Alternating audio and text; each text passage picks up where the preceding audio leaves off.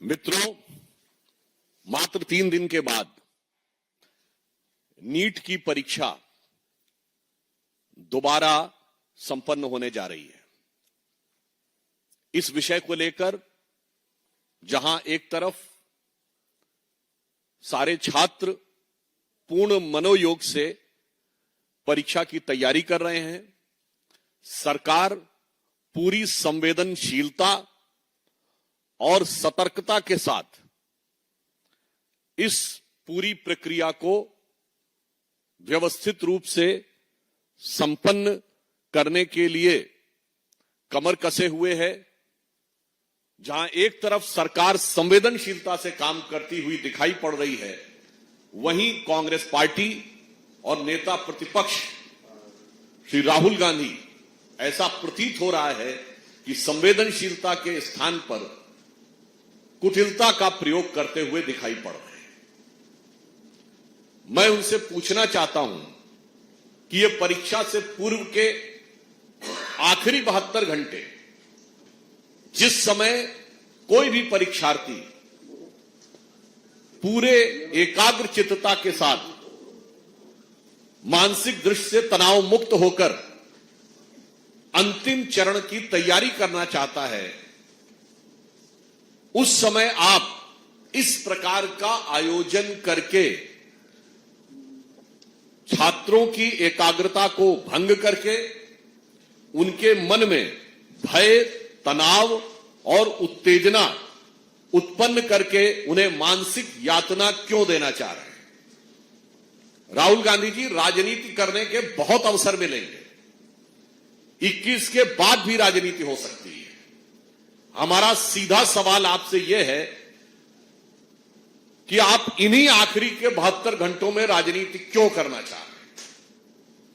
और जिन छात्रों को आप अपने साथ ले जा रहे हैं या जिन छात्रों को बुला रहे हैं, क्या उनको आप इस परीक्षा के लास्ट समय में, in the last leg of their preparation, when they need full concentration, you want to create a distraction just in order to fulfill your political ambition?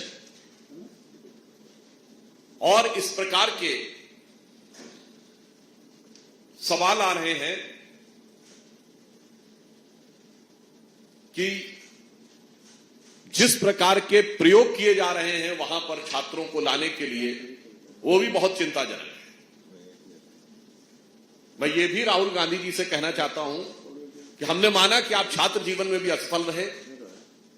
आपने जहां नौकरी की वो कंपनी, वहां भी आप असफल रहे। मॉनिटर नाम की ब्रिटिश कंपनी में नौकरी की, फिर आपने बैकऑप्स नाम की कंपनी में कुछ शेयरवेयर लिए, कंपनी चलाई, उसमें भी आप असफल रहे। नेता के रूप में भी असफल रहे। तो मुझे लगता है एक खीज है जो आपके मन में, एक प्रकार का ईर्ष्या का भाव है। आज अपनी सफलता के लिए पूर्ण मनोयोग से तैयारी कर रहे छात्रों के ऊपर उसे उतारने का प्रयास न करें। कांग्रेस से हमारे 4 सीधे सवाल हैं। नंबर 1, जब दोबारा परीक्षा का फैसला हो चुका है और न्यायालय भी इसका संज्ञान ले चुका है, तो आप किस बात की डिमांड कर रहे हैं?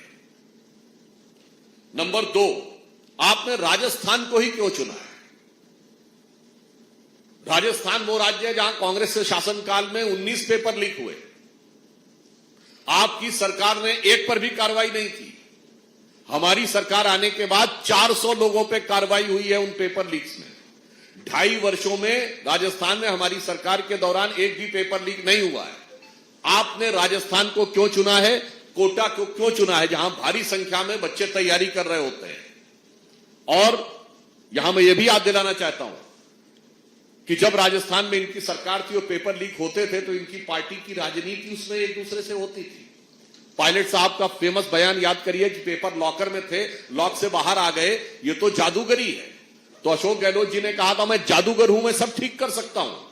तो मैं राहुल गांधी से पूछना चाहता हूं, कहीं आपने राजस्थान में, अब कुछ दिन पहले अशोक गहलोत जी ने एक बयान भी दिया है कि मैं राष्ट्रीय अध्यक्ष होना चाहता था मगर होने नहीं दिया गया, तो कहीं ऐसा तो नहीं कि राजस्थान में कांग्रेस की अंदरूनी राजनीति भी एक कारण है जिसके लिए आप छात्रों की भावनाओं के साथ खेल करना चाह रहे हैं। पॉइंट नंबर 3, इस प्रकार के समाचार आए हैं कि कोटा में कोचिंग संचालकों से जो पीजी के मालिक हैं, पेइंग गेस्ट एकोमोडेशन में जो रहते हैं, गेस्ट हाउस के मालिकों को डराया धमकाया जा रहा है ताकि राहुल गांधी के कार्यक्रम में अधिकाधिक छात्रों को लाया जा सके। तो मैं उनसे पूछना चाहता हूं कि परीक्षा तैयारी के इस अंतिम चरण में छात्रों को आप डिस्ट्रैक्ट करके पुनः मानसिक यातना क्यों देना चाह रहे हैं और उनको तैयारी से डाइवर्ट क्यों करना चाह रहे हैं। और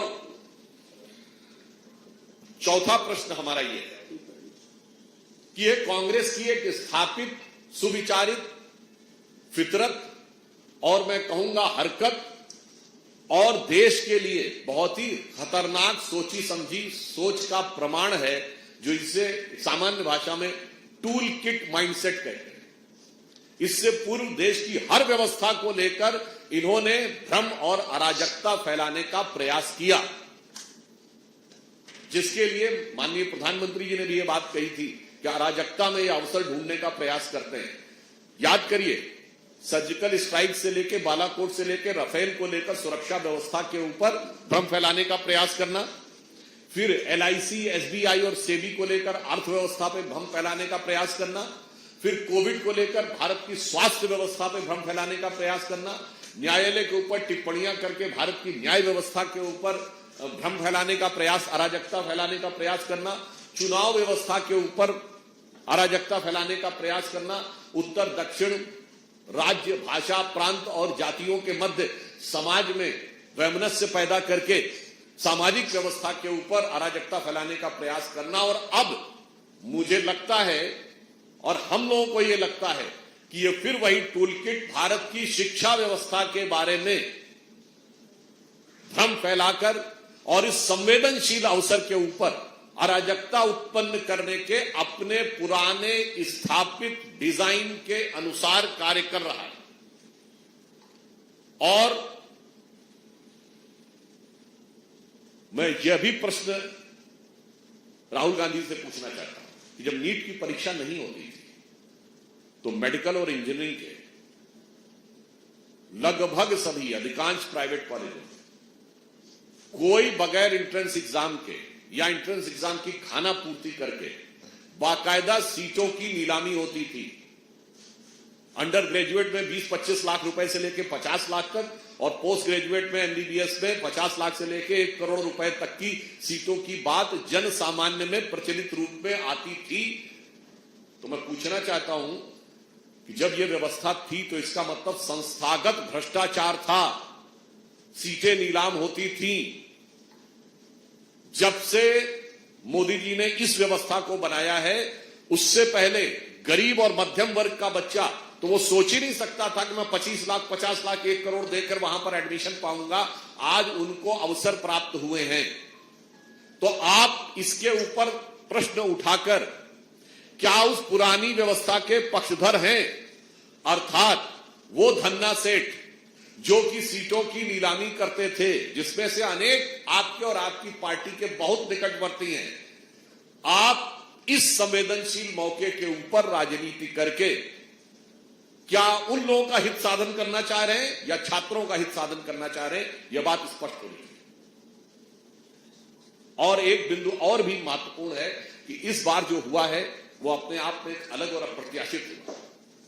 सामान्यतः पेपर लीक उसे कहते थे कि जहां पेपर छपे और जिस सेंटर पे पेपर पहुंचे उस बीच में कहीं से पेपर लीक हो जाए उसे पेपर लीक कहते थे। पर इस बार एक ऐसी घटना हुई है जो अप्रत्याशित है, जो पूर्व में कोई कल्पना नहीं कर सकता था कि पेपर सेटिंग करने वाले लोग पेपर लीक में शामिल नजर आए।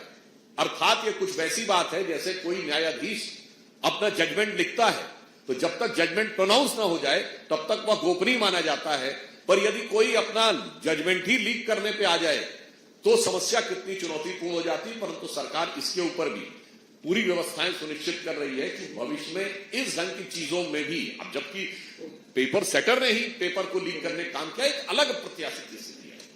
इसलिए मैं राहुल गांधी जी से पुनः कहना चाहूंगा कि कांग्रेस पार्टी इन 4 सवालों और 5वां ये कि नीट की परीक्षा से पहले जो बड़े आर्थिक लाभार्थी थे, जहां मध्यम वर्ग के बच्चों का, परिवारों का शोषण होता था, क्योंकि उन्हें बड़ी बड़ी मोटी मोटी फीसें देनी पड़ती थी, कैपिटेशन फी के नाम पे, तब उन्हें मिलता था।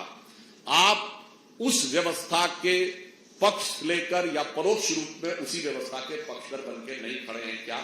और पुनः मैं कांग्रेस पार्टी और राहुल गांधी से कहना चाहता हूं, राजनीति के बहुत अवसर हैं, 21 के बाद राजनीति कर लीजिएगा। आपको जो राजनीति करनी है, जो हम लोगों को उस राजनीति का प्रत्युत्तर देना है, वो भी देंगे। इन 72 घंटों में बच्चों को मानसिक रूप से तनाव मुक्त रहकर, एकाग्र चित्त होकर अपने लक्ष्य को प्राप्त करने के लिए तैयारी करने का अवसर दीजिए। इस संवेदनशील समय में बच्चों की भावनाओं और उनकी तैयारी को बाधित करके मानसिक यंत्रणा देकर राजनीति करने से बाज आइए। 5 दिन बाद, 4 दिन बाद जितनी राजनीति करनी हो कर लीजिए। धन्यवाद।